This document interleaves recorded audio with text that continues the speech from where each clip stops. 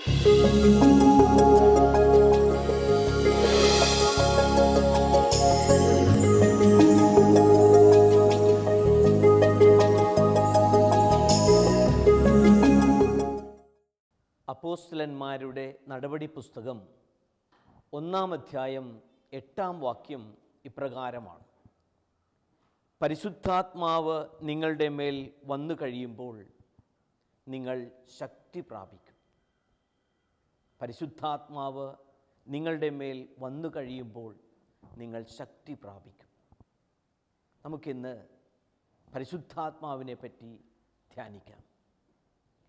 ആത്മാവിൻ്റെ ചൈതന്യം നമ്മുടെ ഉള്ളിൽ അഭിഷേകമായി പെയ്തിറങ്ങുമ്പോൾ നാം നവീകൃതരായി മാറും, നവസൃഷ്ടികളായി പരിണമിക്കും. പരിശുദ്ധാത്മാവ് സഭാസമൂഹത്തിൽ പ്രവർത്തിക്കുവാൻ തുടങ്ങുമ്പോൾ ഒരു സമൂഹമെന്ന നിലയിൽ കൂട്ടായ്മയിൽ, ഐക്യത്തിൽ, പരസ്പരമുള്ള ധാരണയിൽ, പങ്കാളിത്തത്തിൽ ജീവിക്കുവാൻ തുടങ്ങും. അങ്ങനെ വ്യക്തിപരമായി ഓരോ വ്യക്തികളുടെയും നവീകരണത്തിന് പരിശുദ്ധാത്മാവിൻ്റെ സാന്നിധ്യം അത്യന്താപേക്ഷിതമാണ്. അതോടൊപ്പം തന്നെ ഒരു സമൂഹം എന്ന നിലയിൽ, കുടുംബത്തിൽ, ഇടവകയിൽ, രൂപതയിൽ, പൊതുസമൂഹത്തിൽ ഈ ആത്മാവിൻ്റെ പ്രവർത്തനം നമുക്ക് അനുഗ്രഹവും ശക്തിയും ആശ്വാസവുമായി കടന്നു വരും. അതുകൊണ്ട് നമ്മുടെ പ്രാർത്ഥന എപ്പോഴും ആത്മാവേ, ചൈതന്യമേ, അഭിഷേകധാരയാൽ ഞങ്ങളെ നിറയ്ക്കണമേ, നവീകരിക്കണമേ എന്നതായിരിക്കണം. ഉൽപ്പത്തി പുസ്തകത്തിൻ്റെ 1-ാം അധ്യായത്തിൽ അതിൻ്റെ ആദ്യ വരികളിൽ തന്നെ നാം വായിക്കുന്നത് ഇപ്രകാരമാണ്: ഭൂമി രൂപരഹിതവും ശൂന്യവുമായിരുന്നു. ദൈവത്തിൻ്റെ ചൈതന്യം വെള്ളത്തിനു മീതെ ചലിച്ചുകൊണ്ടിരുന്നു. അങ്ങനെ ദൈവത്തിൻ്റെ ചൈതന്യം ഈ രൂപരഹിതമായ ഭൂമിയിൽ പ്രവർത്തിക്കുവാൻ തുടങ്ങുമ്പോൾ അവിടെ സൃഷ്ടി ഉണ്ടാകുന്നു. പുതിയ രൂപവും പുതിയ അന്തരീക്ഷവും അവിടെ സംജാതമാകുന്നു. ദൈവത്തിൻ്റെ ചൈതന്യം നിറഞ്ഞ് കടന്നു വരുമ്പോഴാണ് പ്രകാശങ്ങൾ ഉണ്ടാകുക, കാലഭേദങ്ങൾ കടന്നു വരിക. ഹരിത സസ്യങ്ങളും ധാന്യച്ചെടികളും ഫലങ്ങൾ പുറപ്പെടുവിക്കുന്ന വൻവൃക്ഷങ്ങളും അതോടൊപ്പം തന്നെ ഇഴജന്തുക്കളും മറ്റു ജന്തുജാലങ്ങളും സമുദ്രത്തിൽ, വെള്ളത്തിൽ ചരിക്കുന്ന മത്സ്യങ്ങളുമൊക്കെ ഉണ്ടാകുക ഈ ദൈവത്തിൻ്റെ ചൈതന്യം ഈ സൃഷ്ടപ്രപഞ്ചത്തിൽ നിറഞ്ഞു നിൽക്കുമ്പോഴാണ്. സങ്കീർത്തനം 104, 24, 30, 31 വചനങ്ങൾ ഈ ദൈവത്തിൻ്റെ സൃഷ്ടിയുടെ മാഹാത്മ്യത്തെ എടുത്തുപാടുന്ന വരികളാണ്. കർത്താവേ, അങ്ങയുടെ സൃഷ്ടികൾ എത്ര വൈവിധ്യപൂർണങ്ങളാണ്. അതാണ് സങ്കീർത്തകൻ പാടുക. കർത്താവേ, അങ്ങയുടെ സൃഷ്ടികൾ എത്ര വൈവിധ്യപൂർണങ്ങളാണ്. ജ്ഞാനത്താൽ അങ്ങ് അവയെ സൃഷ്ടിച്ചു. ഭൂമി അങ്ങയുടെ സൃഷ്ടികളാൽ നിറഞ്ഞിരിക്കുന്നു. അതുകൊണ്ട് ജീവശ്വാസമയക്കുമ്പോൾ അവ സൃഷ്ടിക്കപ്പെടുന്നു. ദൈവത്തിൻ്റെ ആ ജീവശ്വാസം, ഈശ്വരൻ്റെ ചൈതന്യം പ്രപഞ്ചത്തിലേക്ക് കടന്നു വരുമ്പോഴാണ് അവിടെ സൃഷ്ടി നടക്കുക. ഇത് പണ്ടെങ്ങോ നടന്ന ഒരു സൃഷ്ടികർമ്മമല്ല, എന്നും അനുദിനം തുടരുന്ന ഒരു പരിപാലനയുടെ പ്രതിഭാസം തന്നെയാണ്. ഇന്നും പ്രപഞ്ചത്തിൽ ഈശ്വരൻ്റെ ചൈതന്യം തുടിക്കുന്നത് കൊണ്ടാണ് പ്രപഞ്ചത്തിൽ ജീവനുള്ളത്, ജീവൻ്റെ സ്പന്ദനം അനുഭവിക്കാനാകുക. ഇതേപോലെ തന്നെ മനുഷ്യ വ്യക്തികളുടെയും കാര്യം. വത്തിക്കാൻ കൗൺസിലിൻ്റെ ജനതകളുടെ പ്രകാശം മനുഷ്യനെപ്പറ്റി വിവരിക്കുക സൃഷ്ടിയുടെ മകുടം എന്നാണ്. The crown of creation. അങ്ങനെ സൃഷ്ടിയുടെ മകുടമായി കടന്നു വരുന്ന മനുഷ്യൻ ദൈവത്തിൻ്റെ ആ സൃഷ്ടിയുടെ അവസരത്തിൽ പൂഴിയിൽ നിന്ന്, ഹിബ്രുവിൽ ഉപയോഗിച്ചിരിക്കുന്ന പദം അദമ എന്നാണ്. അങ്ങനെ അദമയിൽ നിന്ന്, പൂഴിയിൽ നിന്ന് ആദാമിനെ ദൈവം സൃഷ്ടിക്കുന്നു, പ്രഥമ മനുഷ്യനെ മെനഞ്ഞെടുക്കുന്നു. അവൻ്റെ നാസാരന്ധ്രങ്ങളിലേക്ക് നിശ്വസിച്ചപ്പോഴാണ് അവന് ജീവനുണ്ടായത്. അങ്ങനെ ആത്മാവിൻ്റെ സാന്നിധ്യം, ഈശ്വരൻ്റെ ചൈതന്യം മനുഷ്യ വ്യക്തികളിലേക്ക് കടന്നു വരുമ്പോഴാണ് യഥാർത്ഥത്തിൽ ജീവനുണ്ടാകുക, ജീവൻ്റെ സമൃദ്ധി അനുഭവിക്കാനാകുക. ജീവൻ്റെ ശ്വാസം റൂഹ കടന്നു വരുമ്പോഴാണ് മനുഷ്യ ജീവിതത്തിൽ എന്നും ജീവൻ്റെ തുടിപ്പ് നിറഞ്ഞു നിൽക്കുകയും ആ സ്പന്ദനം അനുഗ്രഹത്തിൻ്റെ അഭിഷേകമായി മാറുകയും ചെയ്യുക. ഏതാനും വർഷങ്ങൾക്ക് മുൻപ് ബെന്നി ഹിന്നിൻ്റെ ഗുഡ് മോർണിംഗ് ഹോളി സ്പിരിറ്റ് എന്ന പുസ്തകം വായിക്കാനിടയായി. ആ പുസ്തകം ആരംഭിക്കുന്നത് ഇപ്രകാരമാണ്: it was 3 days before Christmas 1973. The sun was still rising on that cold, misty Toronto morning. അതായത് 1973 ക്രിസ്മസിന് 3 ദിവസം മുൻപ് ആയിരുന്നു അത്. ടൊറൻറ്റോയിലെ ആ ശൈത്യം നിറഞ്ഞ പ്രഭാതത്തിൽ സൂര്യൻ ഉദിച്ച് വരുന്നേ ഉണ്ടായിരുന്നുള്ളൂ. Suddenly he was there. പെട്ടെന്ന് അവൻ അവിടെ പ്രത്യക്ഷനായി. The holy spirit entered my room. പരിശുദ്ധാത്മാവ് എൻ്റെ മുറിയിലേക്ക് കടന്നു വന്നു. He was as real to me that morning as the book you are holding in your hand is to you. എൻ്റെ മുറിയിലേക്ക് കടന്നു വന്ന ആ പരിശുദ്ധാത്മാവ് യഥാർത്ഥത്തിൽ നിങ്ങളുടെ കയ്യിലിരിക്കുന്ന ഈ പുസ്തകത്തെ പോലെ തന്നെ യാഥാർത്ഥ്യത്തോടുകൂടെ എനിക്ക് അനുഭവവേദ്യമായി എന്നാണ് ബെന്നിഹിൻ പറയുക. അങ്ങനെ ജീവിതത്തിൽ ആദ്യമായി ഈ മനുഷ്യന് പരിശുദ്ധാത്മാവിൻ്റെ സാന്നിധ്യം, ആ അനുഗ്രഹം ചൊരിയുന്ന, അഭിഷേകം ചെയ്യുന്ന ആ സാമീപ്യം അനുഭവവേദ്യമാകുന്നു. ഈ പുസ്തകത്തിൻ്റെ തന്നെ 4-ാം അധ്യായത്തിൽ അദ്ദേഹം ഇപ്രകാരം ചോദിക്കുന്നുണ്ട്: are you ready to meet the holy Spirit intimately and personally എന്ന്. അതായത് വ്യക്തിപരമായും ഏറ്റവും ഉള്ളിൻ്റെ ഉള്ളിലും പരിശുദ്ധാത്മാവിനെ സ്വീകരിക്കുവാൻ നിങ്ങൾ തയ്യാറുണ്ടോ? Do you want to hear his voice? അവൻ്റെ സ്വരം, ആ സാന്ത്വന സ്വരം, മൃദുല സ്വരം ശ്രവിക്കുവാൻ നിങ്ങൾ തയ്യാറാണോ? Are you prepared to know him as a person? ഒരു വ്യക്തി എന്ന നിലയ്ക്ക് പരിശുദ്ധാത്മാവിനെ അടുത്തറിയുവാൻ നിങ്ങൾക്ക് ആഗ്രഹമുണ്ടോ? ഇതിൻ്റെ തുടർന്നുള്ള ഭാഗത്ത്, പ്രത്യേകിച്ച് ടൊറൻറ്റോയിൽ അദ്ദേഹം താമസിക്കുന്നതിൻ്റെ, ഈ മുറിയിൽ താമസിക്കുന്നതിൻ്റെ തൊട്ടു തലേ ദിവസം പിറ്റ്സ്ബർഗ് എന്ന സ്ഥലത്ത് ഒരു പ്രാർത്ഥനാ സമ്മേളനത്തിന് പോയി. അദ്ദേഹം ആ പ്രാർത്ഥനാ സമ്മേളനത്തിൽ വെച്ച് ഇങ്ങനെ ആത്മാവിൻ്റെ ഒരു ചലനം തനിക്ക് ചുറ്റുമുള്ളതുപോലെ അനുഭവവേദ്യമായി. തിരികെ മുറിയിൽ വന്ന് ഇങ്ങനെ പ്രാർത്ഥിക്കുമ്പോൾ, തിരികെ മുറിയിൽ വന്ന് കിടന്നുറങ്ങുന്നതിന് മുൻപ് മുട്ടിന്മേൽ നിന്ന് പ്രകാരം പ്രാർത്ഥിച്ചു: precious holy spirit, I want to know you എന്ന്. ഏറ്റവും വിലപ്പെട്ട പരിശുദ്ധാത്മാവെ, അങ്ങേ അറിയുവാൻ എനിക്ക് ആഗ്രഹമുണ്ട്. ഡ്രോൺ ടു ഫെലോഷിപ്പ്, അതാണ് അദ്ദേഹം പിന്നീട് എഴുതുന്നത്. ആ ഒരു സാഹോദര്യത്തിൻ്റെലേക്കുള്ള വളർച്ച ഈ ആത്മാവിനെ ആഴത്തിൽ അനുഭവിച്ചപ്പോൾ ഈ ഒരു സാഹോദര്യത്തിൻ്റെ അനുഭവത്തിലേക്ക് ഇയാൾ കടന്നു വന്നു. അങ്ങനെ it was the end of A long struggle. നീണ്ടു നിന്ന ഒരു ആന്തരിക പ്രതിസന്ധിയുടെ അന്ത്യമായിരുന്നു ഈ ആത്മാവിനെ അനുഭവിച്ച നിമിഷം എന്ന് അദ്ദേഹം വ്യക്തമാക്കുന്നു. അതിൻ്റെ 7-ാം അധ്യായത്തിൽ അദ്ദേഹം വിൻഡ് ഫോർ യുവർ സെയിൽസ് എന്നാണ് അതിന് ഇട്ടിരിക്കുന്നത്.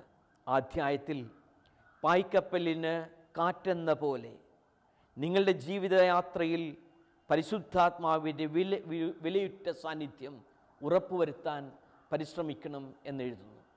നമ്മുടെ ജീവിതം പ്രത്യേകിച്ച് മുന്നോട്ട് പോകണമെങ്കിൽ, അത് സുഗമമായി മുന്നോട്ട് പോകണമെങ്കിൽ, ഒരു പായ്ക്കപ്പൽ കാറ്റിനാൽ നിയന്ത്രിക്കപ്പെട്ട് മുന്നോട്ട് പോകുന്നത് പോലെ ആ ജീവിതയാത്രയിൽ പരിശുദ്ധാത്മാവിൻ്റെ നിരന്തര സാന്നിധ്യം, നിത്യമായ സംരക്ഷണം നമ്മുടെ ജീവിതത്തിൽ ഉണ്ടാകണം എന്ന് പറയുന്നു.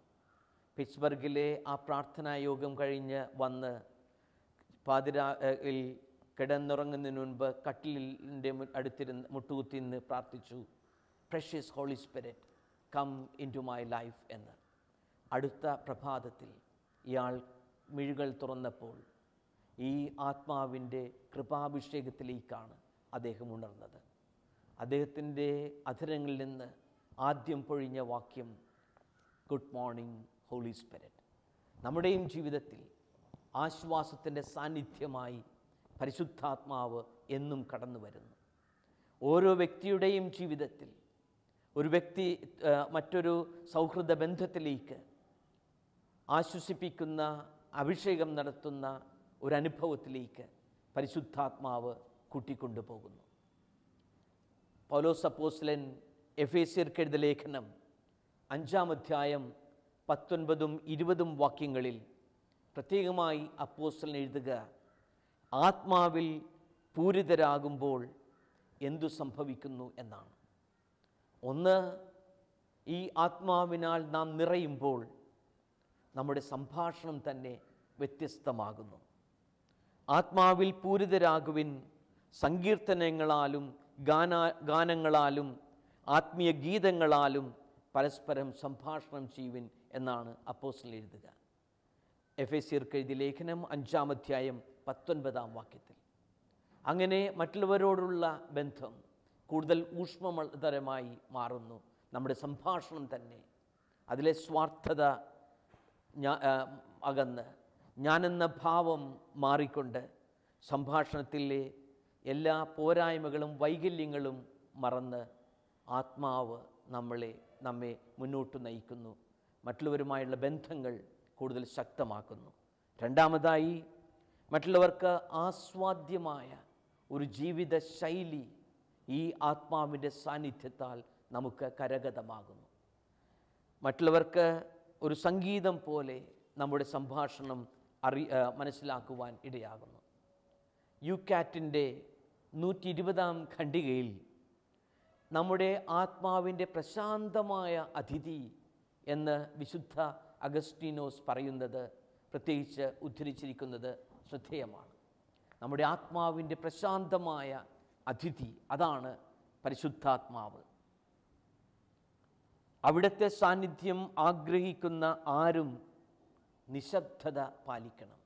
കാരണം ഈ ബഹളത്തിൻ്റെ സംസ്കാരത്തിൽ, ഈ ഒച്ചപ്പാടിൻ്റെ പശ്ചാത്തലത്തിൽ ഒരുപക്ഷേ ആത്മാവിൻ്റെ ആ സാന്നിധ്യം തിരിച്ചറിയുവാൻ നമുക്ക് സാധിച്ചു എന്ന് വരില്ല. പലപ്പോഴും ഈ ദിവ്യാതിഥി നമ്മിലും നമ്മോടും വളരെ മൃദുലമായി സംസാരിക്കുന്നു. ആ മൃദുല ഭാഷണം ഒരുപക്ഷേ ഈ ബഹളത്തിനിടയിൽ നാം ശ്രദ്ധിച്ചു എന്ന് വരില്ല. ആത്മാവിൻ്റെ മൃദുല ഭാഷണം നാം ശ്രവിക്കുകയും ആ പരിശുദ്ധാത്മാവുമായി ഒരു സൗഹൃദ ബന്ധത്തിലേക്ക് നമ്മുടെ ജീവിതം തിരിച്ചുവിടുകയും ചെയ്യുമ്പോൾ ആത്മാവിൻ്റെ ഫലങ്ങൾ നമ്മുടെ ജീവിതത്തിൽ നിറയുന്നു. എന്തെല്ലാമാണ് ആ ഫലങ്ങൾ? യുക്കാറ്റിൻ്റെ ഈ 120-ാം ഖണ്ഡികയിൽ വ്യക്തമാക്കുന്നുണ്ട്. സ്നേഹം, സന്തോഷം, ക്ഷമ, സമാധാനം, ദയ, നന്മ, വിശ്വസ്തത, സൗമ്യത, ആത്മനിയന്ത്രണം. ആത്മാവിൻ്റെ സാന്നിധ്യം നമ്മുടെ ജീവിതത്തിൽ നിറയുമ്പോൾ ജീവിതത്തിൽ സ്നേഹം നിറയുന്നു, ഹൃദയത്തിൽ സന്തോഷം എന്നും തുടിച്ചു നിൽക്കുന്നു, നമ്മിൽ ദയയും സമാധാനവും എന്നും നിലനിൽക്കുന്നു. മാത്രമല്ല, മറ്റുള്ളവരോട് ക്ഷമിക്കുവാൻ, ഉള്ളു തുറന്ന് അനുരഞ്ജനപ്പെടുവാനുള്ള സാധ്യത കടന്നു വരുന്നു. നമ്മിൽ കൂടുതൽ വിശ്വസ്തതയും നമ്മുടെ പെരുമാറ്റങ്ങളിൽ സൗമ്യതയും എല്ലാ കാര്യങ്ങളിലും ആത്മനിയന്ത്രണവും കൊണ്ടുവരുന്നു.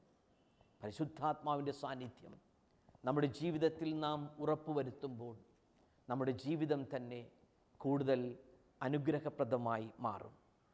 അതോടൊപ്പം തന്നെ പൗലോസ് അപ്പോസ്തലൻ എഫേസ്യർക്ക് എഴുതിയ ലേഖനം 5-ാം അധ്യായം 20-ാം വാക്യത്തിൽ പറയുക, നന്ദിയോടുകൂടെയുള്ള ഒരു ജീവിതം ഒരു നന്ദി പ്രകടനമായി, നന്ദിയുടെ സങ്കീർത്തനമായി പരിണമിക്കുന്നു. ആത്മാവിൻ്റെ സാന്നിധ്യം നമ്മുടെ ജീവിതത്തിൽ കടന്നു വരികയാണെങ്കിൽ എപ്പോഴും എല്ലാറ്റിനും വേണ്ടി നമ്മുടെ കർത്താവായ ക്രിസ്തുവിൻ്റെ നാമത്തിൽ ദൈവത്തിന് കൃതജ്ഞതയർപ്പിക്കുവിൻ. അങ്ങനെ കൃതജ്ഞതയുടെ ഒരു സങ്കീർത്തനമായി ജീവിതം പരിണമിക്കുന്നു. ആത്മാവിൻ്റെ സാന്നിധ്യം നമ്മുടെ ഹൃദയത്തിൽ നിറഞ്ഞു നിൽക്കുമ്പോൾ. നാലാമതായി പരസ്പരം വിധേയപ്പെട്ട ഒരു ജീവിതം നമുക്ക് സ്വന്തമാകുന്നു. ക്രിസ്തുവിനോടുള്ള ബഹുമാനത്തെ പ്രതി നിങ്ങൾ പരസ്പരം വിധേയപ്പെട്ട് ജീവിക്കുവിൻ. അതാണ് അപ്പോസ്തലൻ നമ്മോട് പറയുക. പരിശുദ്ധാത്മാവ് നമ്മിലേക്ക് കടന്നു വരുമ്പോൾ മറ്റുള്ളവർക്ക് ശുശ്രൂഷ ചെയ്യുന്ന, മറ്റുള്ളവർക്ക് വേണ്ടി സമർപ്പിതമാകുന്ന ഒരു ജീവിതം നമ്മുടെ സ്വന്തമാകുന്നു. അപ്പോസ്തലന്മാരുടെ നടപടി പുസ്തകം 1-ാം അധ്യായം 8-ാം വാക്യം, പരിശുദ്ധാത്മാവ് നിങ്ങളുടെ മേൽ വന്നു കഴിയുമ്പോൾ നിങ്ങൾ ശക്തി പ്രാപിക്കും. ജീവിതത്തിൽ തന്നെ ഒരു പുതിയ വസന്തം നമുക്ക് അനുഭവവേദ്യമാകും. ബൈബിളിൽ എത്രയോ വ്യക്തികളാണ് അവരുടെ ജീവിതത്തിൽ ഈ ആത്മാവിൻ്റെ കൃപ അനുഭവിച്ച് അവർ കരുത്തുറ്റവരും സമൂഹത്തിൽ മറ്റുള്ളവർക്ക് ശുശ്രൂഷയും മറ്റുള്ളവരുടെ സ്നേഹവും സാന്ത്വനവുമായി മാറുന്ന വ്യക്തികളെ നാം കാണുക. അബ്രാഹത്തിൻ്റെ ജീവിതം എല്ലാ പ്രതീക്ഷയും നഷ്ടപ്പെട്ട വിധത്തിലുള്ള ഒരവസരമായിരുന്നു യഥാർത്ഥത്തിൽ അബ്രാഹമിൻ്റേത്. അദ്ദേഹം തന്നെ ഉൽപ്പത്തി പുസ്തകം 15-ാം അധ്യായത്തിൽ പറയുക, സന്താനങ്ങളില്ലാത്ത എനിക്ക് എന്തു പ്രതിഫലമാണ് ലഭിക്കുക?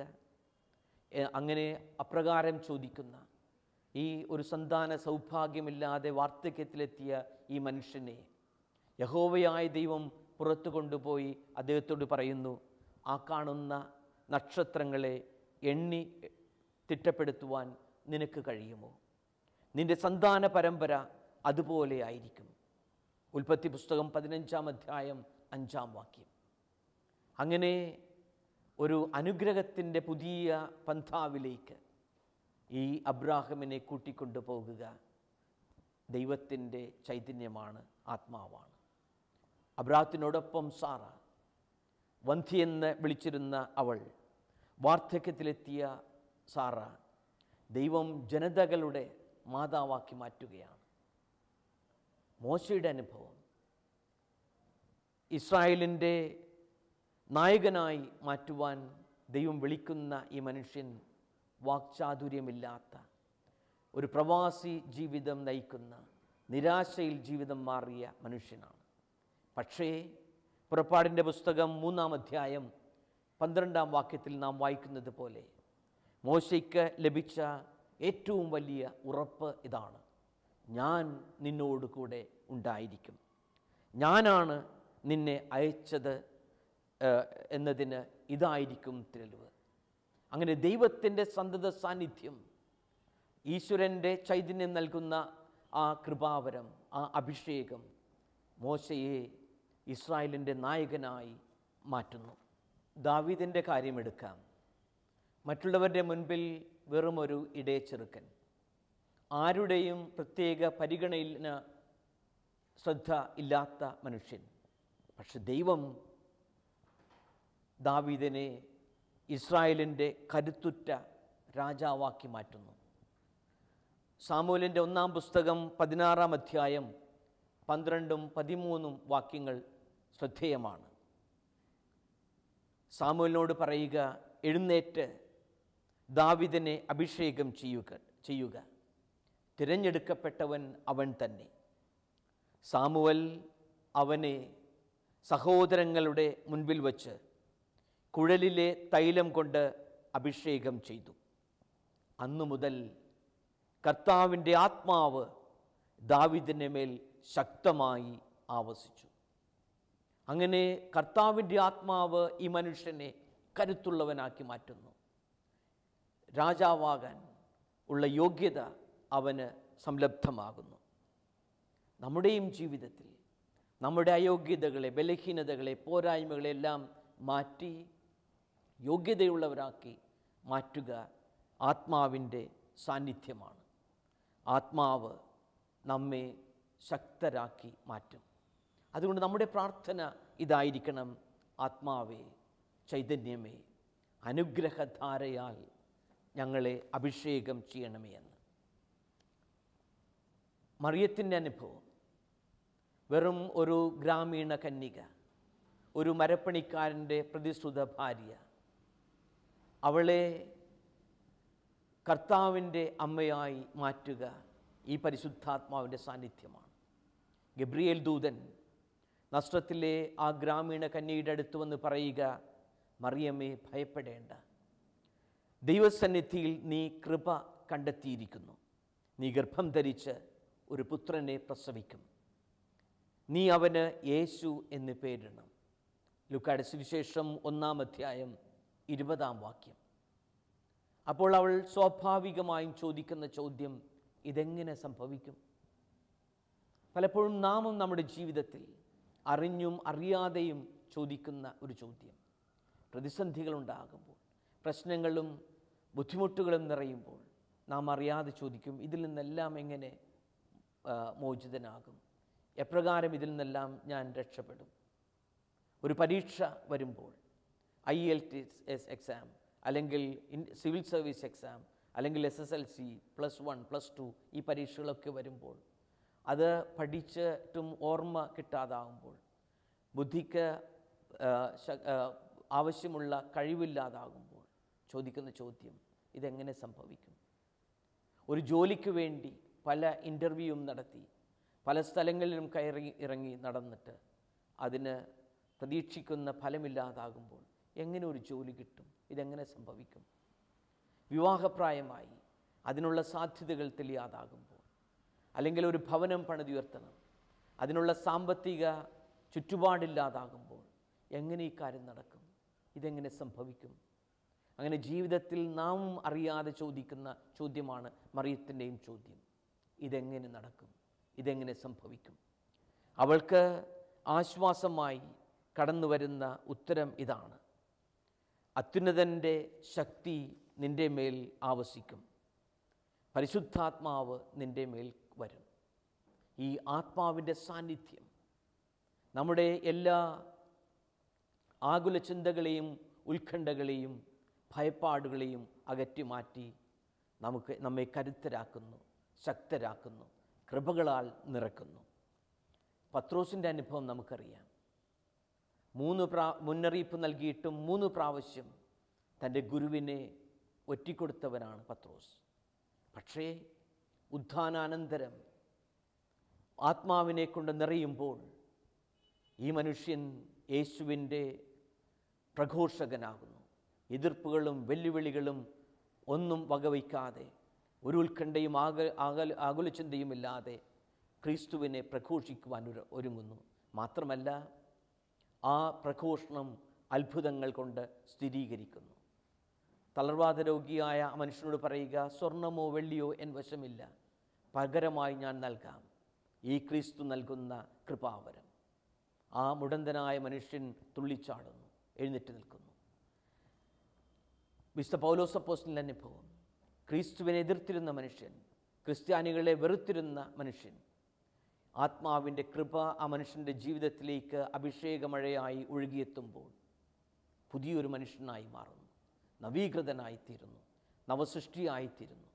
ഗലാത്യർക്ക് എഴുതിയ ലേഖനം 2-ാം അധ്യായം 20-ാം വാക്യത്തിൽ പറയുക: ഇനി ഞാനല്ല, എന്നിൽ ക്രിസ്തുവാണ് ജീവിക്കുന്നത്.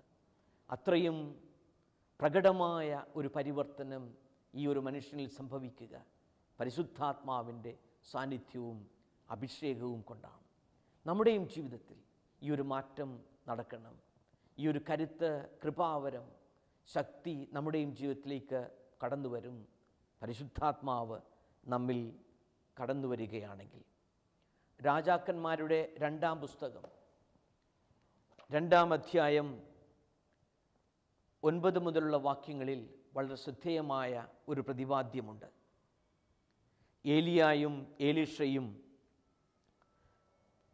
നദിയുടെ കുറുകെ നടന്ന് പ്രത്യേകമായ ആ ഉണങ്ങിയ നിലത്തുകൂടെ അവർ മറുകരയിലെത്തുകയാണ്.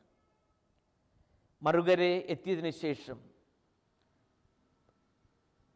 ഏലിയ ഏലീഷയോട് പറഞ്ഞു, നിന്നിൽ നിന്ന് എടുക്കപ്പെടുന്നതിന് മുൻപ് ഞാൻ എന്താണ് നിനക്ക് ചെയ്തു തരേണ്ടത്? ഏലീഷ പറഞ്ഞു, അങ്ങയുടെ ആത്മാവിൻ്റെ ഇരട്ടി പങ്ക് എനിക്ക് ലഭിക്കട്ടെ. അങ്ങയുടെ ആത്മാവിൻ്റെ ഇരട്ടി പങ്ക് എനിക്ക് ലഭിക്കട്ടെ. അവൻ പറഞ്ഞു, ദുഷ്കരമായ കാര്യമാണ് നീ ചോദിച്ചത്. എങ്കിലും ഞാൻ എടുക്കപ്പെടുന്നത് നീ കാണുകയാണെങ്കിൽ നിനക്ക് അത് ലഭിക്കും. ആത്മാവിൻ്റെ ഇരട്ടി പങ്ക്, ആത്മാവിൻ്റെ നിറവ് ഈ ഒരു മനുഷ്യനിലേക്ക് കടന്നു വരുമ്പോൾ ആ മനുഷ്യൻ പുതിയ ഒരു ജീവിതത്തിൻ്റെ അനുഭവത്തിലേക്ക് കടന്നു വരുന്നു.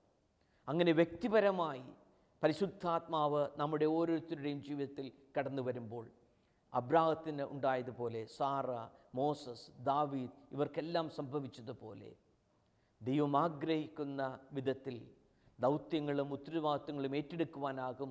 അവ വിജയത്തിലേക്ക് കൊണ്ടുപോകാനാകും. മറിയത്തെ പോലെ, പത്രോസിനെ പോലെ, പൗലോസ് അപ്പോസ്തലനെ പോലെ നാമും കരുത്തും കൃപാവരവും നിറഞ്ഞവരായി മാറും. അഭിഷേകം നമ്മിലേക്ക്, ആത്മാവിൻ്റെ നിറവ് നമ്മിലേക്ക് കടന്നു വരണം.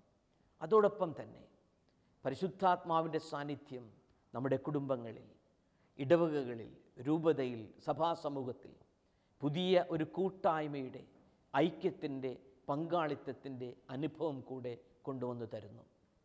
നടപടി പുസ്തകം 2-ാം അധ്യായം 5 മുതൽ 12 വരെയുള്ള തിരുവചനങ്ങളിൽ ശിഷ്യന്മാർ പ്രഘോഷിക്കുമ്പോൾ അവിടെ കൂടിയിരുന്ന ഓരോരുത്തരും താന്താങ്ങളുടെ ഭാഷകളിൽ മനസ്സിലാക്കിയത് വിവരിക്കുന്ന ഭാഗമുണ്ട്. അങ്ങനെ പരസ്പരം മനസ്സിലാക്കുവാനും അതോടൊപ്പം തന്നെ ഒരു കൂട്ടായ്മയിൽ വളർന്നു വരുവാനും ഒരു സഭാസമൂഹത്തിൽ സാധിക്കുന്നു, കുടുംബ സാഹചര്യങ്ങളിൽ സാധിക്കുന്നു. പരിശുദ്ധാത്മാവിൻ്റെ നിറവ് ഒരു കുടുംബത്തിൽ ഉണ്ടാകുമ്പോൾ. വിശുദ്ധ ഇഗ്നേഷ്യസ് ഓഫ് ലയോള തൻ്റെ അനുചരന്മാരോട് പറഞ്ഞിരുന്നത് എന്നും go and set the world on fire എന്നാണ്. നിങ്ങൾ പോയി ലോകത്തിൽ ഈ അഗ്നി ഇടുക എന്ന്.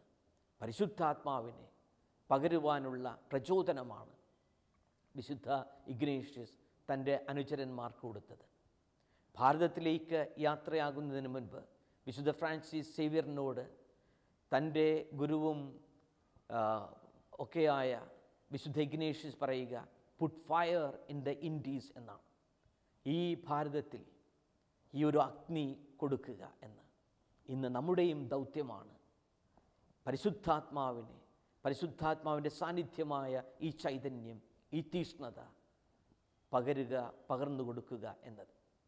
പ്രഥമവും പ്രധാനവുമായി നമ്മുടെ വ്യക്തിഗത ജീവിതങ്ങളിൽ ഈ ഫയർ, ഈ അഗ്നി ഉണ്ടാകണം. ഇത് നമ്മുടെ കുടുംബങ്ങളിലേക്ക് കടന്നു വരണം. Put the fire back into our families. നമ്മുടെ കുടുംബങ്ങളിലേക്ക് ഈ അഗ്നി തിരികെ കൊണ്ടുവരണം. അങ്ങനെ കുടുംബങ്ങളിൽ ഈ കൂട്ടായ്മ അനുഭവവേദ്യമാകണമെങ്കിൽ പരിശുദ്ധാത്മാവിൻ്റെ ശക്തമായ സാന്നിധ്യമുണ്ടാകണം. നമ്മുടെ ഇടവകകളിൽ, രൂപതകളിൽ, സഭാസമൂഹത്തിൽ ആത്മാവിൻ്റെ കൃപാവരം കൊണ്ട് നിറയുവാൻ, ആ അഭിഷേകത്തിൻ്റെ അഗ്നിയാൽ ജ്വലിക്കുവാൻ നമുക്ക് പ്രാർത്ഥിക്കാം. സ്നേഹപിതാവായ ദൈവമേ, അങ്ങയുടെ പ്രിയപുത്രൻ ഞങ്ങൾക്ക് ആശ്വാസകനെ വാഗ്ദാനം ചെയ്തു. ആ വാഗ്ദാനപ്രകാരം പരിശുദ്ധാത്മാവിൻ്റെ സാന്നിധ്യം വ്യക്തിഗത ജീവിതത്തിൽ ഞങ്ങൾക്ക് അനുഗ്രഹമായി മാറുന്നു. ഞങ്ങളുടെ സംസാരം കൂടുതൽ സന്തോഷപ്രദമായി മാറുവാൻ, ഞങ്ങളുടെ സാന്നിധ്യം മറ്റുള്ളവർക്ക് അനുഗ്രഹദായകമായി തീരാൻ ഈ ആത്മാവിൻ്റെ സാന്നിധ്യം കൊണ്ട് സാധ്യതമാകുന്നു. അബ്രാഹത്തിനെ, സാറയെ പുതിയ ഒരു വാഗ്ദാനത്തിലേക്ക് നയിച്ച ആത്മാവ്, ദാവീദിനെ, മോസസിനെ അവിടുത്തെ വാഗ്ദാനമനുസരിച്ച്, വാക്കുകളനുസരിച്ച് മാറ്റിയ ആ ആത്മാവ് ഞങ്ങളുടെയും ജീവിതത്തിലേക്ക് പകർന്നു തരണമേ. പരിശുദ്ധ അമ്മയ്ക്ക് ശക്തി പകർന്ന, രക്ഷകനെ ലോകത്തിലേക്ക് അവതരിപ്പിക്കുവാൻ കരുത്തും നൽകിയ ആ ആത്മാവിനെ ഞങ്ങൾക്കും പകർന്നു തരണമേ. വിശുദ്ധ പത്രോസിനെ പോലെ, വിശുദ്ധ പൗലോസിനെ പോലെ ധീരതയോടുകൂടെ ക്രിസ്തുവിനെ സാക്ഷ്യം വഹിക്കുവാൻ ഈ സ്നേഹത്തിൻ്റെ അഗ്നി തീക്ഷ്ണതയോടുകൂടെ മറ്റുള്ളവരിലേക്ക് പകരുവാൻ ഞങ്ങളെ സഹായിക്കണമേ.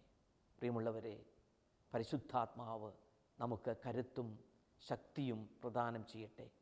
നടപടി പുസ്തകം 1-ാം അധ്യായം 8-ാം വാക്യം ഓർമ്മിപ്പിക്കുന്നത് പോലെ പരിശുദ്ധാത്മാവ് നിങ്ങളുടെ മേൽ വന്നു കഴിയുമ്പോൾ നിങ്ങൾ ശക്തി പ്രാപിക്കും.